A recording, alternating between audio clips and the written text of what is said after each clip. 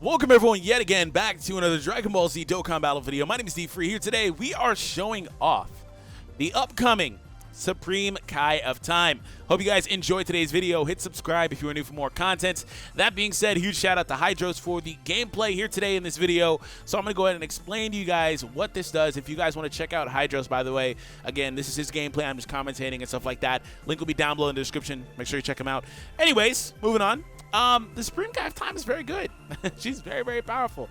Now, she has access to a couple of categories, ROG and Potara. So those are the categories she can use. Other than that, she has the leader skill. Super tech types get 3 ki and 70%. We're not using that though, but I wanted to mention it. Supreme damage and seals the opponent's super attack. So the passive skill, all allies get 2 ki and 20% attack and defense and a 7% critical hit chance. No, it does not stack on another units. Like if they have like a, you know, I don't know, level, I don't know, a 15% chance to crit or whatever, something random like that, it wouldn't bump it to 22. It's an entirely separate 7%, and assuming that they fail their natural one. That's how those types of passives work. Anyways, moving on. She has a great chance of all allies getting 20% more attack and 20% more defense.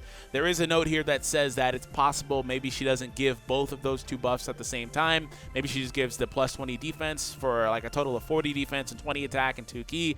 Or maybe she gives both of them for 40 total, 2 ki, 7% crit chance, yada yada. Or maybe she gives neither. It's a chance to give the additional 20% attack or defense and or defense. So anyways, what we are going to do is we are going to keep her alongside the TEQ free-to-play Supreme Kai. And afterwards, I believe she's going to start floating because that's naturally what she's meant to do anyway. Support units are off-rotation units, but we will keep her alongside the TEQ unit for the most part and try to show like a little bit of her offense and her way of supporting the TEQ Supreme Kai as well, who's a very, very, very powerful free-to-play option for this team. So that's one of the things that I wanted to do ultimately. So we also do have the West Kai. So at some point I do want to have a rotation. I don't know if it'll happen, but ideally we get a rotation of the AGL Kai and the new TEQ Kai and then the old new TEQ Kai. So the triple Kai rotation pretty much. So hopefully we get that.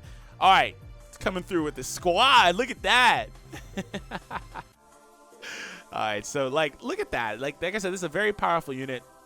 Right now they're alongside the West Kai, but still outputting very well. So keep that in mind.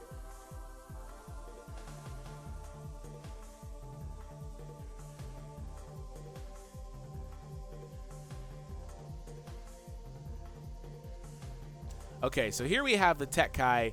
Unfortunately, she's just going to float here because she's not supposed to be on this rotation. We do need to get her alongside the other unit. She has the sprite, though. That's pretty dope. Her sprite, like the Zamasu-esque light thing behind her, is pretty cool. All right, so TEQ VB, you guys know what he does. We're just going to let him do his thing, float a little bit on the other rotation. That's not really a thing, but you get my point. So in a few turns, we will have the Kai on this setup, and UI is going to go here. So... or actually, it really doesn't matter who goes here technically because really only one of them is supposed to be here. But the UI is not going to launch a super. He's actually postponing to try to set up the turns here, so that's fine. All right, so this guy's coming through with a 1,000,000 attack stat. Like I said, very, very potent offensive free-to-play unit. 802,000 attack. Pretty dope. Pretty dope there. Getting that crit. You know the thing about these units like the West Kai here and the new... Supreme Kai of Time is that you just don't know if they're actually applying their you know, passive gain like for critical chance to these units because it doesn't tell you if the unit triggered the passive via like his own potential system or like the additional. Like that's interesting. And like if there was a unit that offered, which I don't think there are, but could be mistaken, I don't think so. If there was a unit that offered additional chance to like other units, which is going to be disgusting, by the way. TEQ Vegito Blue would love that if that ever became a thing. It needs to not be applicable to TEQ Vegito Blue's teams or that's broken. Anyways, moving on. But yeah, like, if that was the thing, it wouldn't tell you either, right? All right, so we will take out this Gogeta here. And we do have the no, he kicked the UI off, or no, he kept the UI. So it would have been the triple Kai rotation, but it's fine. Now they do trigger a lot of each other's links. Unfortunately, they both have very uncommon links, I will say. So we will get a super attack with her here, which is great. So she's going to be able to seal the opponent. Actually, never mind. Gogeta can't be sealed. I was just looking for that. Okay, so single digits, fine. That's fine by me. Double digits. Oh, hey, a super attack. But yeah, they have very, very similar links. To kind of talk about what the links are, the TEQ Supreme Kai has Master of Magic, Rival Duo, More Than Meets the Eye, Cold Judgment, Telekinesis, and Godly Power. So those are not like very, very common links like I was saying. But they share pretty much all of those except for More Than Meets the Eye. And oh my goodness, that's Sprite! Hello? Dick! Dick! That's the best Sprite in the game! You know what? Thick Brienne has something to say about that when she's transformed. She still got the biggest tatas in Dokkan. Anyway, so that was pretty cool. Like, I like the quality, man. The quality, like the close-up, the quality of that attack was very good. Anyways, it looks like they did a good job on the super attacks yet again, guys. But yeah, More Than Meets the Eye and Cold Judgment are the weakest links that this unit has, and they're coincidentally the only ones that she doesn't share with this TEQ unit, TEQ free-to-play unit. So STR, SSG, not going to do much here. Not even getting a super, actually. So we do have the Vegito Blue right here. At some point, we might see a little bit of the Vegito Blue alongside the... I didn't tell him to get the double Kai rotation with Vegito Blue. That would be a thing, but the issue with the West Kai is that she doesn't offer key, and if she's with a unit like that that kind of needs the key, it's not a great setup. But Vegito is one of the only units that can kind of fight through that because of the way his passive works. But nonetheless, I digress. Anyway, we have a very slow team setup with the way that UI works and stuff like that. It just wouldn't be like a thing, really. So I don't know if that's too much going to be something that we see. But anyways, we do get double supers here for the front two units. UI actually avoids a super. So the next round is an AGL. So hopefully we can get the TEQ Kais on the AGL setup. That'd be cool. I don't know if we will, though. If they don't beat him here, then we might get it. Actually, we will get it.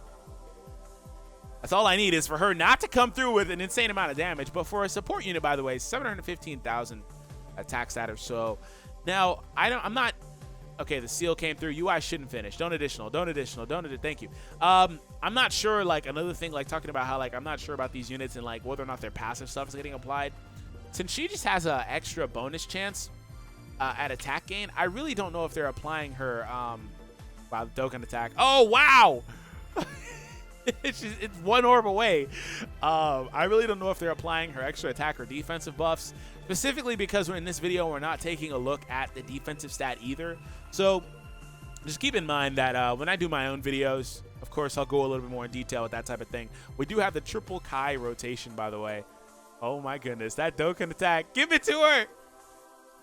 You do it. Do it.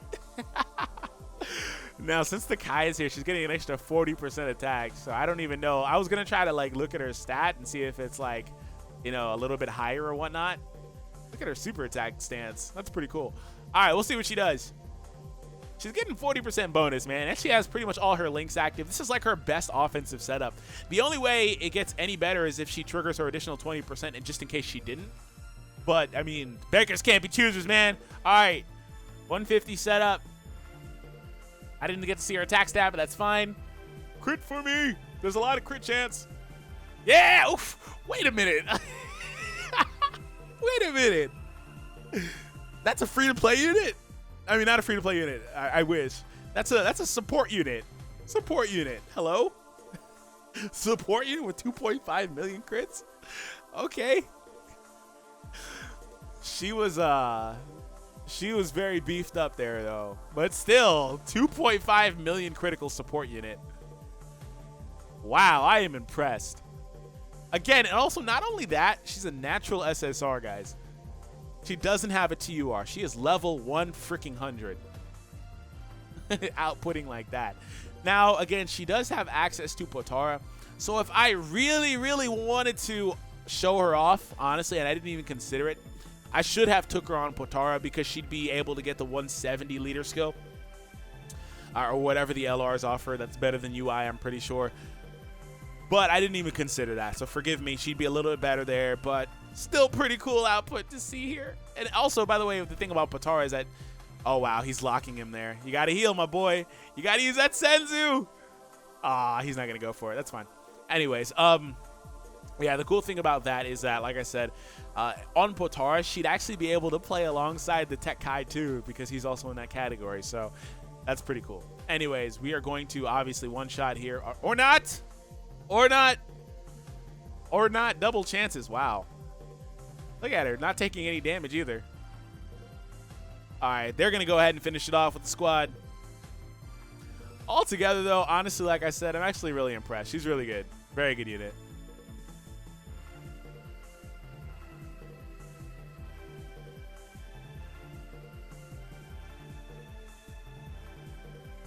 So AGL Kai is apparently sticking around this rotation. Is she locked? Or is STR locked? Somebody's locked, probably. I looked away literally for a second. I don't know. Oh, the UI is locked. He's probably the least, you know, intruding lock that you can have, but not a big deal. Will we get that crit, though? Will we get that crit? We do get a crit. Okay, so 1.1 or 1.2, whatever that was, it went kind of fast for me. All right, so STR SSG also does get a super here for 1 million. So we move into what is probably the last turn of this guy. He might also try to break the rotations again, which I kind of don't really want. But also, I do want to kind of let her float a little bit. Good news is she'll be alongside Vegito Blue here, which is good. Wow, she's locked in the last spot. Are you serious? He's forcing her to float. Okay, cool. All right, that's fine. That's fine. I'm pretty sure she was locked. If not, I mean, either way, she was going to start floating anyway, so it's really not that big of a deal.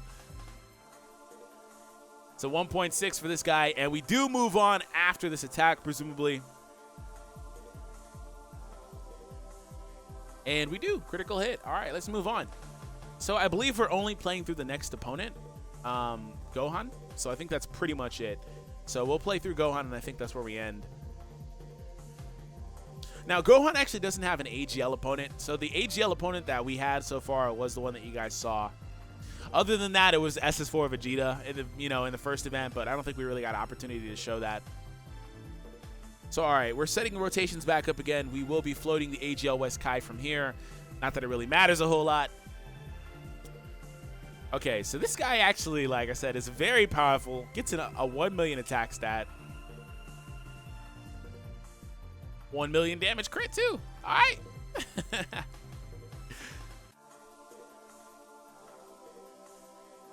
All right.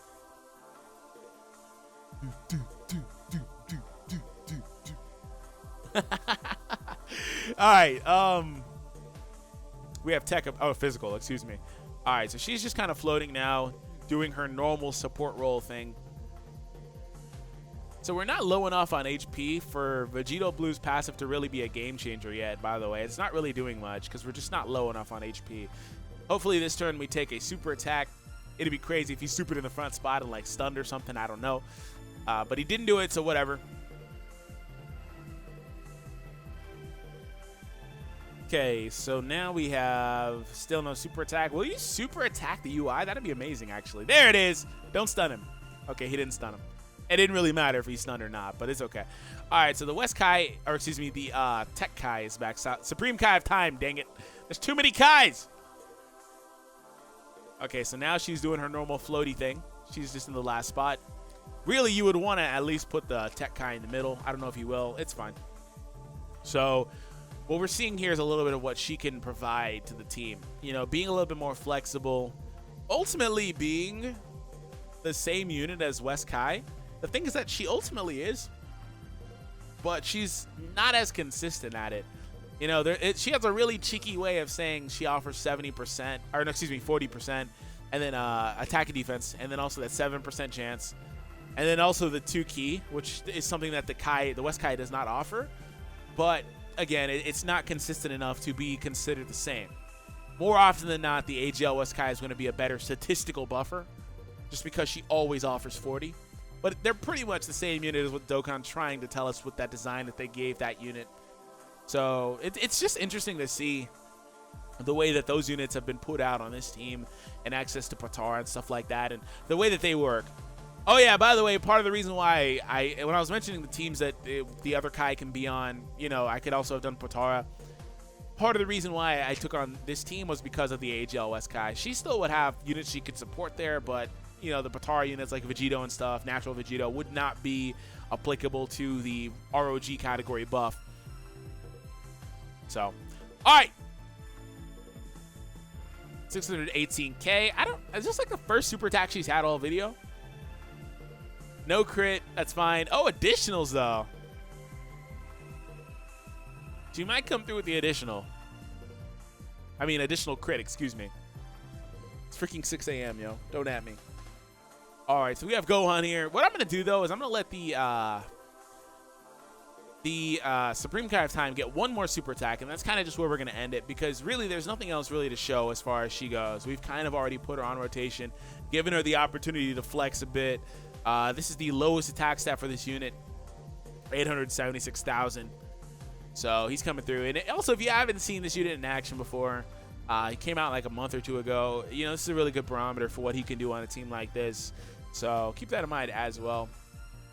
Also, yeah, you know what? This is the right team because he also needs ROG category allies.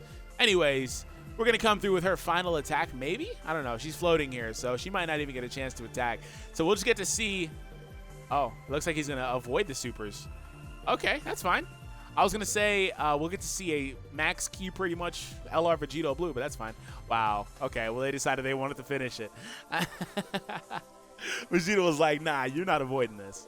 Anyways, everyone, thank you for the continued support. Again, huge shout out to Hydros for the gameplay. Have an awesome day, everyone, and I'll catch all of you in the next one.